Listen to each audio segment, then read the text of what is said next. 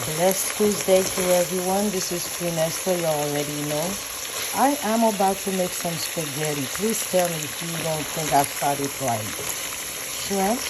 I marinated the shrimp. Then I put this is Chinese sausages. I put in the oven to bake it. And then now I cut it to pieces. And I put it on the pot with the shrimp. I use the shrimp seasoning to really stir fry it now. After I stir fry it, what I'm gonna do, I'm gonna pour the spaghetti in there without the water in there and stir fry it a little bit again. Then afterwards, this is tomato paste with a little gravy from the shrimp.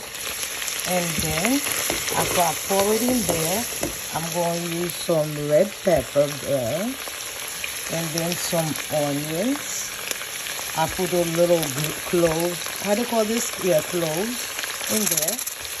And then put a little bit more spice to give it more taste. And for the finish, I will put a little butter. What do you think? Who wants some? Who wants some? When I'm done, I'll show you, okay? Very easy to make. Queen Esther, some butter too. Un petit spaghetti avec shrimp, avec Chinese sausages, okay? Let me see my montrer.